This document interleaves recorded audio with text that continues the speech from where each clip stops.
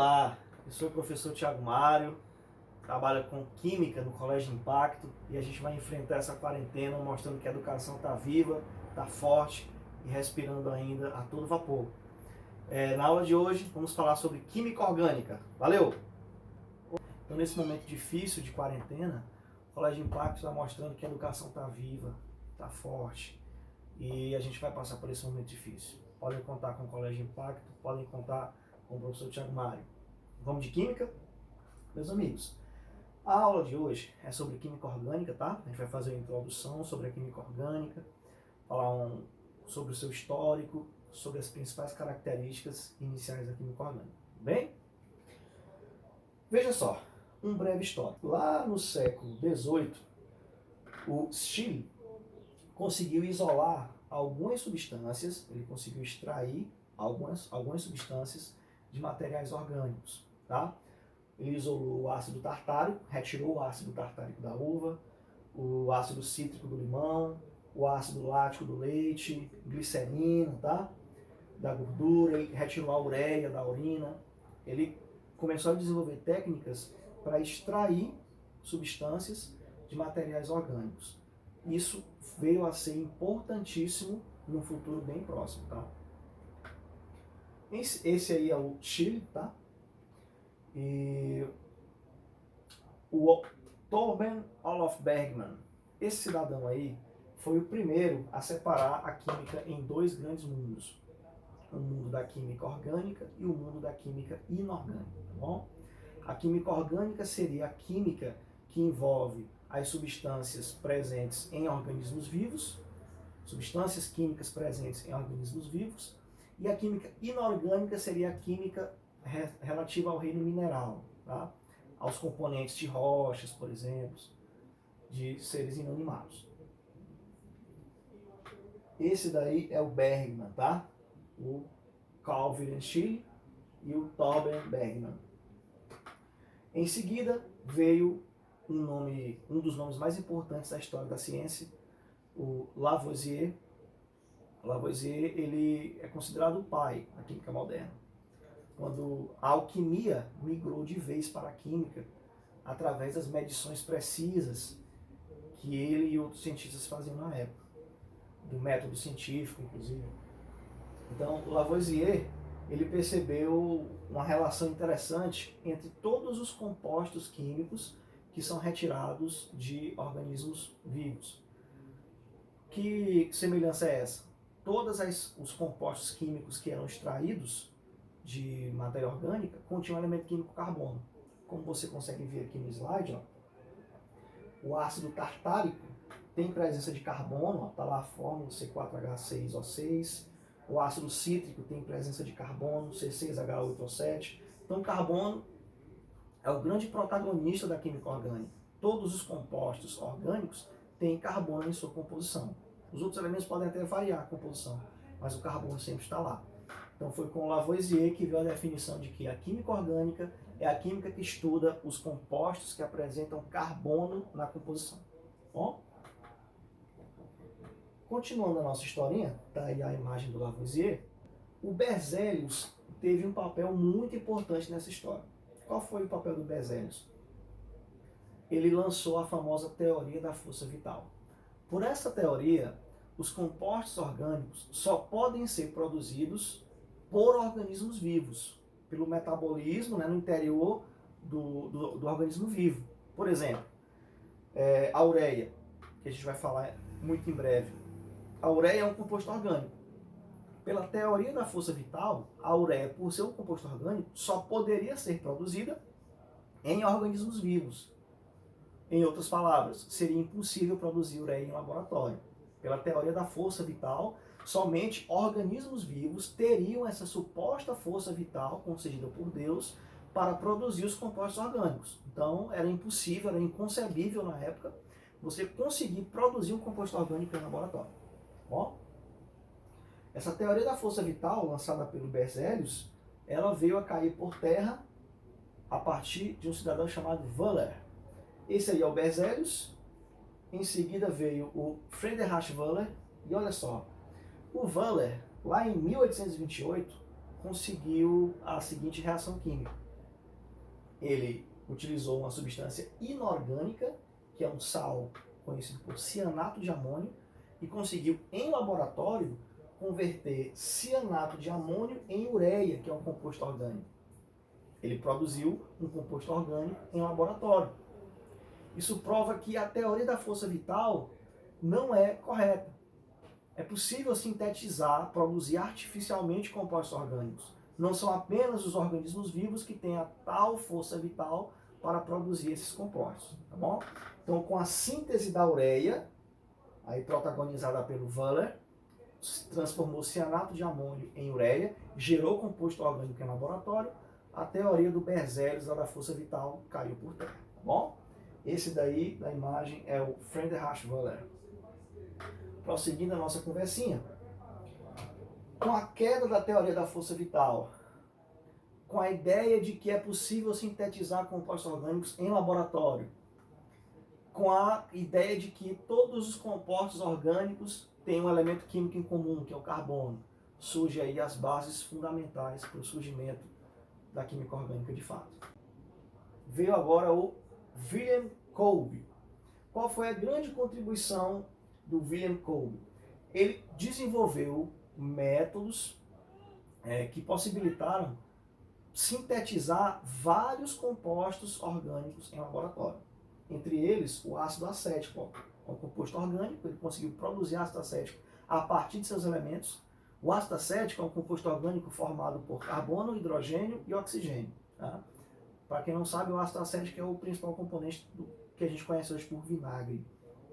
Portanto, o Kolbe percebeu que só tendo carbono, hidrogênio e oxigênio é possível combiná-los para se produzir o ácido acético. Então ele abriu o caminho aí para um ramo muito vasto da química, que é o ramo das sínteses, produção de compostos químicos em laboratório. Aí a imagem do Kolbe, do William Kolbe, isso em 1845, tá? E outro grande astro do histórico da química orgânica é o Friedrich Kekulé. O Kekulé, ele percebeu que não basta saber apenas que todos os compostos orgânicos têm que ter carbono. Ele percebeu também a importância de analisar as características do átomo de carbono. Por que o átomo de carbono está em todos os compostos orgânicos? O que o carbono tem de tão especial? O que o diferencia? O que coloca o carbono como o grande protagonista da química orgânica? Bom, essa é a contribuição do Kekulé. Ele mostrou quais as principais características do átomo de carbono, que é o que a gente vai abordar agora. Bem? Tá aí a imagem do Kekulé. Com esse conjunto de descobertas e ideias da química orgânica, do Lavoisier, do Kekulé, do Kolbe, do Wöhler, do Berzelius, temos a definição aí da química orgânica, tá? Química orgânica é a parte da química que estuda os compostos do carbono. Tá? Existem algumas exceções, tem compostos que têm carbono, mas no entanto não são orgânicos, são estudados mais para química inorgânica, mas uma pequena exceção a gente vai abordá-los depois. No geral, a presença de carbono remete sim a um composto orgânico. Síntese e análise, um ramo importantíssimo da química. Síntese do álcool são reações que permitem produzi-lo. Olha, o álcool também é um composto à base de carbono, hidrogênio e oxigênio. O álcool é um combustível que inclusive é menos poluente do que os combustíveis fósseis. E se você imaginar que o álcool é composto por carbono, hidrogênio e oxigênio, não basta só combinar esses três elementos para você produzir álcool. Tem que ter as condições específicas de temperatura, de pressão, o catalisador adequado. Tem que reunir as condições para que a reação se torne possível. Portanto, o ramo da síntese é a parte da química que reúne tudo isso. Quais as condições necessárias para uma determinada reação acontecer e fazer com que essa reação tenha um rendimento adequado. Bom? As análises. Qual a diferença da síntese para a análise? Síntese é produzir um composto orgânico. Análise é o contrário. É você pegar um composto orgânico e decompor ele em seus elementos fundamentais. Tá? Como eu sei que o álcool é formado por carbono, hidrogênio e oxigênio, a fórmula do álcool é C2H6O, Então, se eu pegar o álcool, eu consigo quebrar a molécula do álcool em carbono, em hidrogênio e em oxigênio. Daí vem o termo análise, tá? Análise é a decomposição de um composto. Análise. O termo lise significa o quê? Quebra. Análise, decompor uma molécula. Tá bom? Olha aqui um exemplo da fórmula do álcool. Ó. Isso aqui é a molécula de álcool. Observa a presença de carbono aqui no centro. Ó. É o que a gente chama de cadeia carbônica, sequência de carbono. O álcool tem 2 carbonos aqui no centro. E como eu sei que o álcool é formado por carbono, hidrogênio e oxigênio, a gente tem condições para quebrar essa molécula e separar o carbono do hidrogênio, do oxigênio e obter esses átomos isoladamente. Isso é o que nós chamamos de análise. Tá bom? Aqui. Então, resumindo, síntese são os processos e reações que permitem produzir uma determinada substância, partindo-se em geral de suas substâncias mais simples, enquanto que análise é o oposto. São os processos e reações que permitem determinar a estrutura da molécula, quebrar a molécula para saber do que ela é feita. Bem? Bom, agora vamos para uma parte muito importante da nossa aula, as características do átomo de carbono. O que é que torna o átomo de carbono tão especial? Bom, essas características do átomo de carbono também são chamadas de características ou postulados de Kekulé, uma vez que ele foi quem tomou a frente desses estudos inicialmente. Então, primeira condição, o carbono é tetravalente. Na química, esse termo tetravalente significa que o carbono faz 4 ligações químicas. Bom, ele pode fazer 4 ligações químicas de característica covalente com outros átomos. Então, o carbono é tetravalente. É o que você está vendo aqui na imagem. Ó. Aqui eu tenho a famosa molécula do metano, CH4, onde você tem o carbono no centro e 4 hidrogênios ligados ao carbono central. O carbono fazendo 4 ligações, tá bom? Aqui, essa mesma molécula, só que representada na estrutura eletrônica de Lewis. Você tem o carbono no centro, compartilhando os pares eletrônicos com o hidrogênio aí, tá bom? Outra condição importante, outro postulado de Kekulé e característica importante do carbono. As 4 valências do carbono são iguais entre si. Tiago, o que você quer dizer com isso? Quer dizer que esta molécula, esta e esta, na verdade, são a mesma molécula. Ela só está girando, ó. Na primeira molécula lá, o átomo de cloro está para cima. Aqui esse átomo de cloro girou, veio aqui para o lado, depois girou de novo, veio aqui para baixo, depois girou de novo, veio aqui para o lado esquerdo. Então aqui é a mesma molécula girando. Isso quer dizer que essas valências, essas ligações são iguais. Tá bom? O comprimento da ligação é muito próximo. Próxima característica. O carbono forma ligações múltiplas. O que isso significa?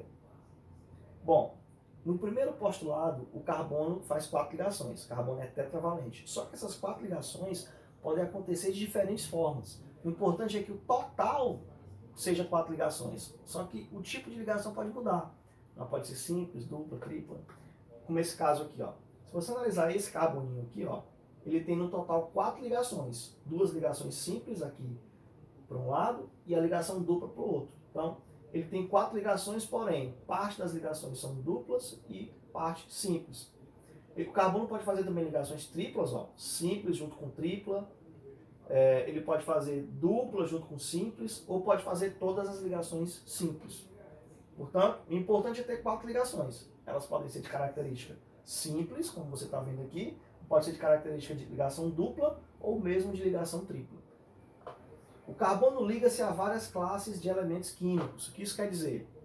Se você considerar os elementos representativos da tabela periódica, desde o grupo 1, que antigamente a gente chamava de família 1A, até o grupo 18, os gases nobres, a antiga família 8A, o carbono está no meio do caminho, ó, família 4A. Isso quer dizer que ele pode se combinar tanto a elementos menos eletronegativos, como a elementos mais eletronegativos do que ele. Então ele pode se ligar a uma vasta gama de elementos da tabela periódica. Se você imaginar o carbono se ligando a vários elementos da tabela periódica, a maioria em proporções diferentes, dá um número inimaginável de compostos. Então a química orgânica é vasta, tem compostos orgânicos de tudo quanto é jeito, de diferentes composições químicas e com as mais variadas aplicações. Tudo bem? Prosseguindo. O carbono forma cadeias. professor, o que é uma cadeia carbônica? Cadeia carbônica, gente, é uma sequência de carbonos, tá? É uma fileira de carbonos. Então, ó, eu posso ter uma fileira de carbonos assim, de forma mais linear. Eu posso ter uma cadeia carbônica com ramificações, ó, no caso tem ramificações aí para baixo, para cima. Eu posso ter cadeias carbônicas com átomos diferentes de carbono aqui no meio, ó, que é o que a gente chama de heteroátomo. E aqui também, ó, mais um heteroátomo, no caso é o nitrogênio. A cadeia pode ter ligações simples, pode ter ligação dupla ou tripla também dentro da cadeia, uma vez que o carbono pode fazer ligações múltiplas. Podemos ter cadeias carbônicas fechadas, ó, as cadeias cíclicas, que nós vamos abordar mais à frente. Okay? Versatilidade alotrópica. O que é isso?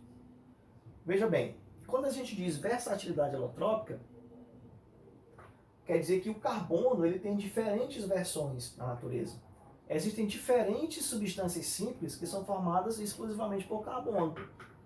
E mesmo que essas substâncias sejam formadas especificamente por carbono, as características dessas substâncias são completamente diferentes. Se nós compararmos, por exemplo, o grafite e o diamante. O grafite e o diamante são substâncias simples completamente diferentes uma da outra. O grafite é quebradiço. A ponta de grafite que vocês usam para escrever é quebradiço, é bem mais frágil. Já o diamante é uma substância muito mais dura, de aspecto completamente diferente do grafite. A pedra preciosa diamante. No entanto, grafite e diamante é tudo carbono. É tudo formado pela mesma coisa. Esse é um fenômeno que a gente chama de alotropia. Substâncias simples, diferentes, mas que são formadas pelo mesmo tipo de elemento. Belezinha? A principal diferença que se dá entre o grafite e o diamante, apesar de serem formados pela mesma coisa, é que o grafite tem um arranjo molecular diferente do diamante. No caso do grafite, os carbonos estão dispostos de forma que a ligação química entre esses átomos é mais frágil. Por isso que o carbono é mais quebradiço. No caso do diamante, os átomos de carbono estão arranjados no espaço de tal forma que a ligação entre esses carbonos se torna muito, muito mais forte. Por isso que o diamante é considerado uma substância mais dura que se conhece na natureza. Ocupa a posição 1 na escala de grau de dureza na natureza. Bom, existem outras versões de carbono, como o carbono fullereno, muito importante para o ramo da tecnologia, o nanotubo, que a gente vai abordar mais à frente esses compostos, principalmente quando formos falar de nanotecnologia. Bom, mas tá aí, ó, versões diferentes de substâncias que são formadas por carbono. Olha o quão versátil é o carbono. Quanta coisa diferente o carbono pode fazer. Quantos elementos diferentes ele pode se ligar. Então o carbono é sem dúvida o grande astro da tabela periódica. Prosseguindo a nossa historinha, classificação dos átomos de carbono em uma cadeia. Bom, dentro de uma cadeia carbônica, cada carbono pode sofrer um tipo de classificação diferente. Que classificação é essa? Bom, conforme a posição em que ele se encontra na cadeia, os átomos de carbono se classificam em, olha só, eu posso ter carbono primário, secundário, terciário e quaternário. O que é o carbono primário? Olha, eu vou circular aqui, vou fazer a nossa mágica, tá? Vamos circular aquele átomo de carbono lá, ó, circulado em azul, tá vendo? Aquele átomo de carbono, ele está ligado a quantos carbonos?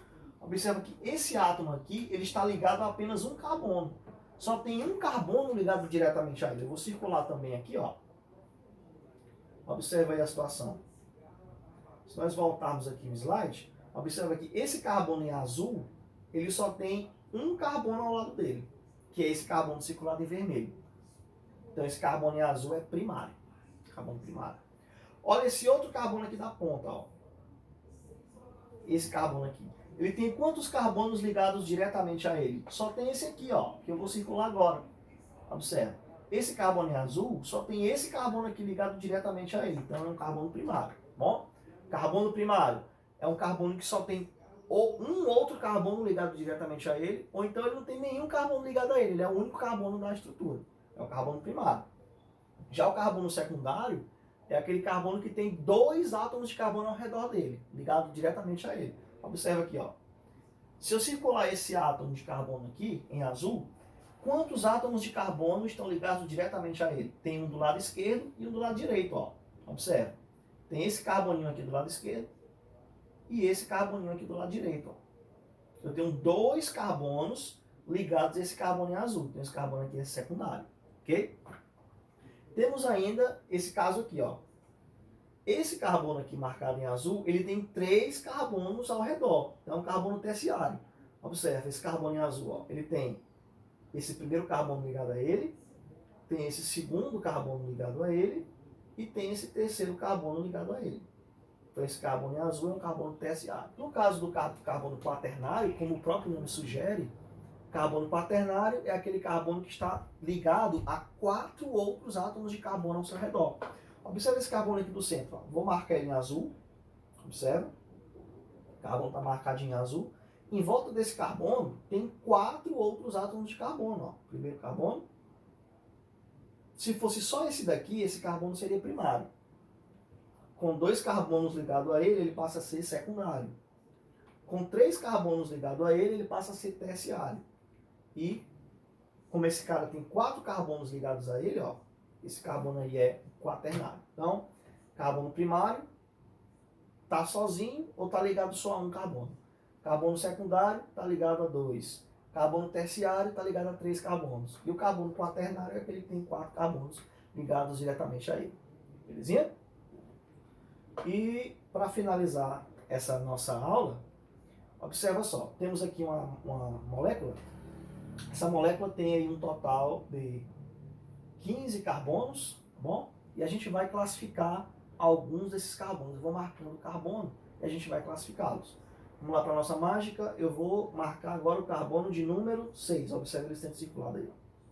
Esse carbono número 6 é primário, secundário, terciário ou quaternário? Observe aí, carbono 6. Ele está ligado, voltando aqui no nosso slide, ó. Esse carbono 6 está ligado a 1, 2, 3, 4 carbonos a seu redor. Então ele é um carbono quaternário. Vamos ver esse carboninho aqui, ó. Carbono número 1. Esse carbono número 1 ele está ligado a quantos carbonos diretamente? Esse carbono aqui está ligado ao carbono 5, ele está ligado ao carbono 2, ele está ligado ao carbono 4. Ele tem 3 carbonos ao redor dele, ligados diretamente. Observe que esse carbono 3 não conta, ó. Porque esse carbono 3 não está ligado diretamente ao carbono que eu quero. Esse carbono que eu quero está com 3 carbonos ao redor dele. Então, carbono terciário. Vamos marcar mais carbonos. Veja o carbono 9. Esse carbono 9 é um exemplo de carbono que? Secundário. Porque ele está ligado a 2 carbonos ao redor dele. Entendido? E temos aqui mais exemplos, ó. Olha o carbono número 15. Esse carbono aqui, riscado aqui embaixo. Esse carbono só está ligado a um carbono. O carbono 14 e o carbono 12 não tem relação com o carbono 15. Ó. Esse carbono 15 só está ligado diretamente ao carbono 13. Isso quer dizer que o carbono 15 é primário. Sim? Temos aqui mais exemplos. Uma outra molécula aqui embaixo. Olha só. Esse carbono aqui, ó, é interessante salientar. Quantos carbonos estão ao redor dele? 1, 2, 3. Ó. Esse carbono aqui, ele também está ligado diretamente ao carbono que eu quero. Professor, e esse hidrogênio? Hidrogênio não faz parte de cadeia carbônica, beleza? Hidrogênio não faz parte de cadeia carbônica. Ele nunca está dentro da cadeia. Está ligado a ela, mas não está dentro da cadeia. Então, quando você vê um hidrogênio desse jeito aqui, ó, considere que ele está para fora da cadeia carbônica. Então, esse carbono aqui está ligado a 1, 2, 3. É um carbono terciário. Temos mais casos. Olha esse carboninho aqui, ó. Quantos carbonos estão ligados diretamente a esse aqui? Para cá é o nitrogênio, isso aqui não conta. Só conta carbono, tá? Nitrogênio não conta. Para cima é hidrogênio, também não conta. Então esse carbono só está ligado a 1, 2 carbonos. Um carbono secundário. Belezinha? E temos ainda o caso desse carboninho aqui, ó. Esse carbono está ligado a 4 outros átomos de carbono. Então temos aqui um carbono quaternário. Belezinha? Então nessa primeira aula nós abordamos o histórico da química orgânica, algumas descobertas importantes que marcaram o início do estudo da química orgânica e que a definiram. Vimos as principais características do átomo de carbono, que são chamados postulados de Kekulé. O carbono é tetravalente, as valências são iguais entre si, O carbono realiza ligações múltiplas, pode ser simples, dupla ou tripla, contanto que no total sejam 4 ligações. E principalmente o carbono ocupa uma posição central ali entre os elementos representativos na tabela periódica, podendo se ligar a um vasto número de elementos químicos da tabela. Pode se ligar praticamente todo mundo ali da tabela periódica. Bem? Classificamos os carbonos em primário, secundário, terciário e quaternário. Então essa foi a nossa primeira aula online, nesse momento difícil, que é a quarentena em função da disseminação aí do coronavírus. É um esforço que o Colégio Impacto está fazendo junto aos professores. E é isso aí, gente. Estamos juntos nessa luta. É a nossa primeira aula online, então peço desculpas por qualquer coisa. E à medida que as aulas forem se desenvolvendo, a gente vai melhorando cada vez mais. Mas sempre buscando o trabalho de excelência que o Colégio Impacto oferece aos seus alunos. Foi um grande prazer estar junto com vocês. Abraço do professor Thiago Mário. Valeu, galera.